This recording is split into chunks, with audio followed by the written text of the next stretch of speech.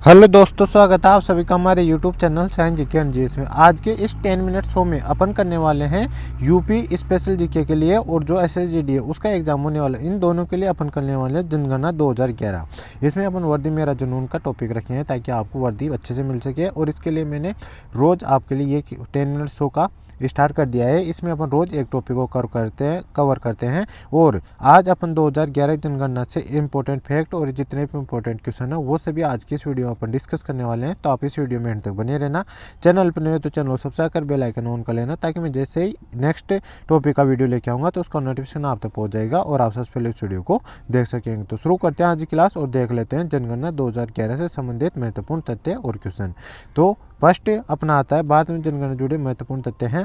और इसकी बात करें तो भारत में जनगणना की शुरुआत की बात करें तो 1872 में लॉर्ड मेयो के कार्यकाल में हुई थी। तो ये फैक्ट आपको ध्यान रखना है। हर लाइन में हर क्वेश्चन बन रहा है और वह लाइन की क्वेश्चनों के हिसाब से मैंने इस सारी सीरीज को रखा है जिससे आपके अच्छे से क्वेश्चन याद हो जाए और आपको किसी प्रकार का डाउट नहीं रहे और आप इनका अच्छे से नोट्स भी बना सकते हो। और यदि आप इसका पीडीएफ चाहिए तो डिस्क्रिप्शन टेलीग्राम चैनल का लिंक दे रखा, आप उसको ज्वाइन कर लीजिए, उस पर आपको उसका पीडीएफ भी मिल जाएगा। नेक्स्ट अपना क्वेश्चन आता है भारत में नियमित जनगणना की शुरुआत की बात करें तो ये 1881 में लॉर्ड रिपन के कार्यकाल में हुई थी। तो ये फैक्ट आपको ध्यान रखना है। इसके बाद आता है स्वीडन 1749 में पहली बार आधुनिक विश्व में विश्व में जनगणना करने वाला प्रथम देश कौन सा था तो स्वीडन था। और 1749 में इसने सबसे पहले जनगणना की शुरुआत की थी। तो ये फैक्ट आपको ध्यान रखना। और देश में बात करें देश में अमेरिका 1790 में 10 की जनगणना की शुरुआत करने वाला पहला देश था। तो ये फैक्ट आपको ध्यान रखना है। इसके बाद नेक्स्ट आता है भारत में जनगणना संगठन ही जनगणना संबंधित कार्य और आंकड़ों को प्रस्तुत करता है। और इसकी बात करें स्वतंत्र भारत की पहली जनगणना की बात करें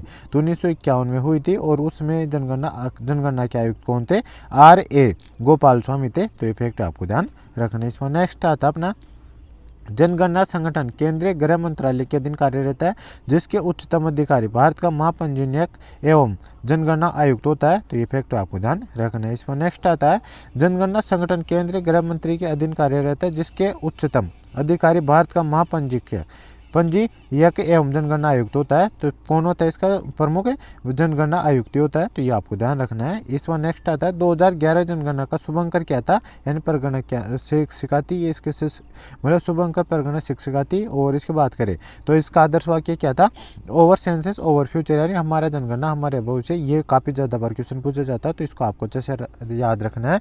2011 जनगणना का आदर्श वाक्य क्या था, हमारी जनगणना हमारा भविष्य। ये आपको अच्छे से ध्यान रखना है। और 2011 जनगणना के समय जनगणना आयुक्त कौन थे, C चंद्रमौली थे। तो ये फैक्ट आपको ध्यान रखना है। इसमें नेक्स्ट आता है 2011 की जनगणना की अनुमानित लागत कितनी थी, खर्चा कितना आया था, 2200 करोड़ रुपए का खर्चा आया था। तो ये भी आपको ध्यान रखना है। इसमें नेक्स्ट है राष्ट्रीय जनसंख्या नीति 2000 के अनुसार जनसंख्या में स्थिरता प्राप्त करने का लक्ष्य 2045 से बढ़ाकर अब 2070 कर दिया है। तो ये फैक्ट आपको ध्यान रखना है। पहले 2045 था, उसे बढ़ाकर अब 2047 कर दिया है। तो ये भी आपको ध्यान रखना है। इस पर नेक्स्ट है 2001 से 2011 की जनगणना के बीच भारत की जनसंख्या की 10 की वृद्धि दर कितनी थी, 17.7% रही थी। तो ये फैक्ट आपको ध्यान रखना है। और 1911 से 1921 ईस्वी के दौरान भारत में जनसंख्या की 10 की वृद्धि दर ऋणात्मक रही थी यानी -0.31% रही थी। तो ये भी आपको ध्यान रखना है। और यह भारतीय जनगणना के इतिहास में पहली बार हुआ जिस कारण 1921 ईस्वी का जिस कारण इसे 1921 का जो वर्ष था उसे महान जनसंख्या में महान विभाजक वर्ष यानी year of the great divide कहा जाता है। तो ये भी आपको ध्यान रखना है। इसमें नेक्स्ट आता है 2011 जनगणना के अनुसार भारत की कुल जनसंख्या कितनी थी, 121 करोड़ 8,54,977 थी यानी 121 करोड़ ही इसे माना जाता है जो कि विश्व कुल जनसंख्या का 17.5% थी। तो ये भी आपको ध्यान रखें। जनसंख्या कितने परसेंट बढ़ी थी 2001 से 2011 में 17.7% बढ़ी थी। जनसंख्या का कुल जनसंख्या कितनी थी विश्व की 17.5% थी। तो ये दोनों फैक्ट आपको ध्यान रखने। इस पर नेक्स्ट क्वेश्चन आता है अपना 2011 की जनगणना के अनुसार पुरुष कितने थे, टोटल 100% जनसंख्या में से 51.47% थे और महिलाएं 48.53% थी। तो ये आपको ध्यान रखना है। इस बार नेक्स्ट आता है 2011 की जनगणना के अनुसार देश की कुल जनसंख्या में शहरी जनसंख्या 31.2% थी जबकि ग्रामीण जनसंख्या 68.8% थी। तो ये भी आपको ध्यान रखना है। इस पर नेक्स्ट आता है 2011 की जनगणना के अनुसार सर्वाधिक जनसंख्या वाला राज्य कौन सा था, उत्तर प्रदेश था जिसकी 20 करोड़ जनसंख्या थी एवं न्यूनतम जनसंख्या वाला राज्य कौन सा था, सिक्किम था। तो ये भी आपको ध्यान रखना है। इस पर नेक्स्ट आता है 2011 की जनगणना के अनुसार सर्वाधिक जनसंख्या वाला केंद्र शासित प्रदेशों की बात करें तो दिल्ली था एवं न्यूनतम जनसंख्या वाला केंद्र शासित प्रदेश लक्षद्वीप था। तो ये भी आपको ध्यान रखना है। और यहाँ से हर लाइन में, हर जो भी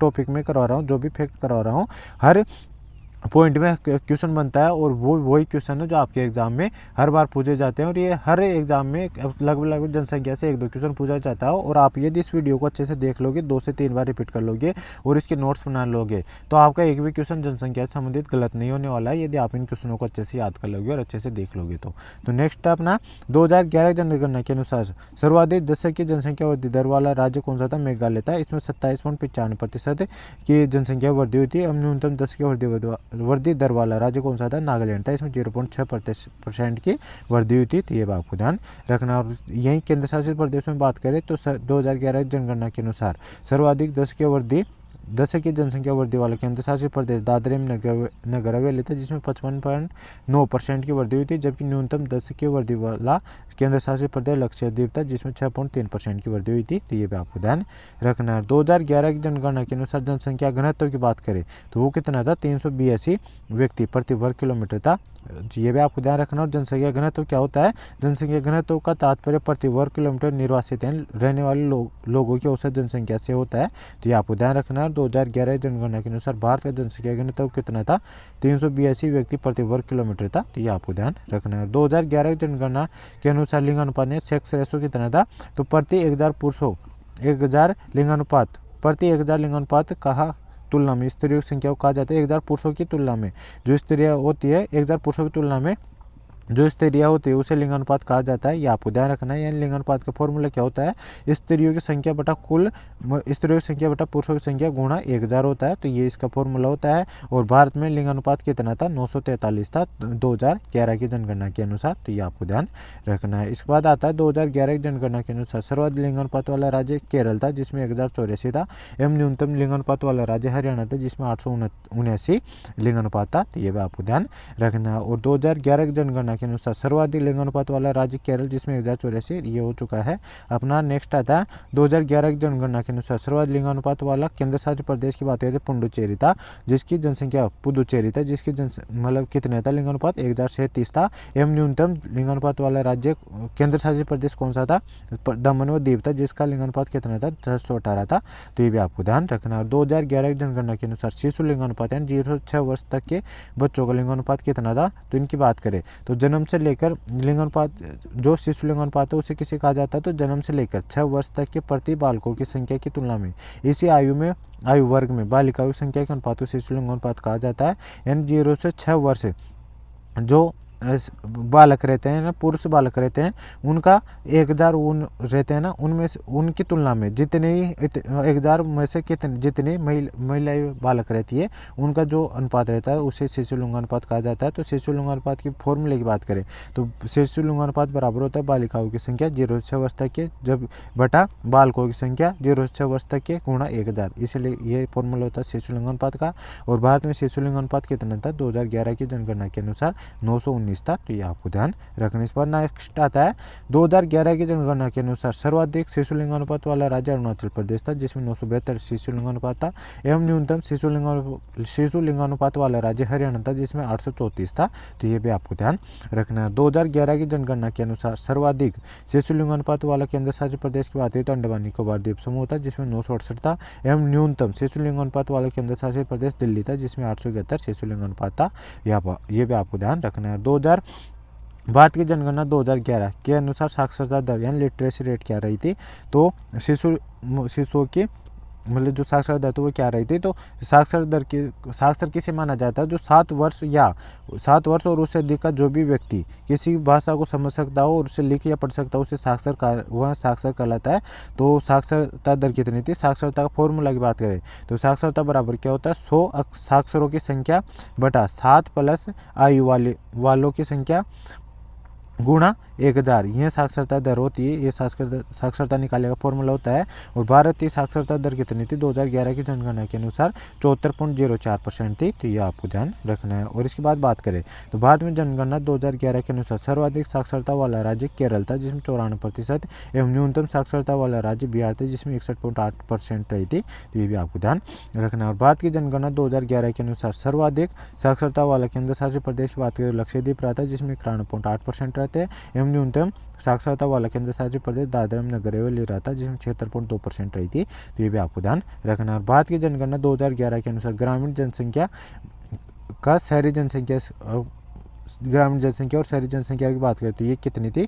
तो भारत की जनगणना 2011 के अंदर सर्वाधिक ग्रामीण जनसंख्या वाला राज्य ये कौन सा था, राज्य हिमाचल प्रदेश था जिसमें 90% जनसंख्या ग्रामीण थी एवं न्यूनतम ग्रामीण जनसंख्या वाला राज्य गोवा था 37.8% के साथ।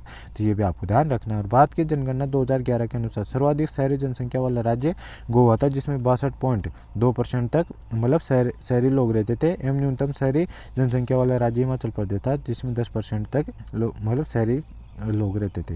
इस बार नेक्स्ट आता है भारत की जनगणना 2011 के अनुसार सर्वाधिक शहरी जनसंख्या वाला केंद्र शासित प्रदेश की बात करें तो दिल्ली जिसमें 97.5% तक मतलब शहरी लोग रहते हैं एवं न्यूनतम शहरी जनसंख्या वाला केंद्र शासित प्रदेश अंडमान निकोबार है जिसमें 37.7% है मतलब शहरी लोग रहते हैं। इसके बाद आता है भारत की जनगणना 2011 के अनुसार अनुसूचित जाति और अनुसूचित जनजाति यानी एसटी। इसकी बात करें तो भारत की जनगणना 2011 के अनुसार देश में अनुसूचित जनजाति एसटी की कुल संख्या 10.43 करोड़ है। और बात करें 2011 की जनगणना के अनुसार सबसे ज़्यादा अनुसूचित जनजाति एसटी जनसंख्या वाला राज्य केंद्र शासित प्रदेश मध्य प्रदेश है। तो ये भी आपको ध्यान रखना। इस बार नेक्स्ट आता है 2021 जनगणना से संबंधित महत्वपूर्ण तथ्यों की बात करें तो 2021 की 16वीं जनगणना ये 2021 की 16वीं जनगणना होने वाली है। और जनगणना के आयुक्त कौन होंगे, श्री विवेक जोशी है। और इसका आदर्श वाक्य क्या है, वहाँ की जनभागीदारी से जन कल्याण इसका आदर्श वाक्य है। और ये 2021 की जो जनगणना होने वाली है ये भारत में पहली बार डिजिटल जनगणना होने वाली है। तो ये फैक्ट आपको ध्यान रखना है। तो दोस्तों ये थे जनगणना से संबंधित 2011 की जनगणना से संबंधित इंपॉर्टेंट फैक्ट। आई होप आपको वीडियो पसंद आए तो वीडियो को लाइक कर देना। चैनल पहले पर आए हो तो चैनल को सब्सक्राइब कर बेल आइकन ऑन कर लेना ताकि मैं जैसे ही नेक्स्ट वीडियो लेके आऊँगा तो उसका नोटिफिकेशन आप तक पहुँच जाएगा और आप सबसे पहले उस वीडियो को देख सकेंगे। हमारे यूट्यूब चैनल का नाम है साइंस जीके एंड जीएस। तो इस चैनल को सब्सक्राइब कर बेल आइकन कर लेना। और यदि आपको इसका पीडीएफ भी चाहिए तो मैंने डिस्क्रिप्शन टेलीग्राम चैनल का लिंक दे रखा, आप उसको ज्वाइन कर लीजिए, उस पर आपको इसका पीडीएफ भी मिल जाएगा। तो गाइज मिलते हैं नेक्स्ट वीडियो में, तब तक के लिए जय हिंद जय भारत।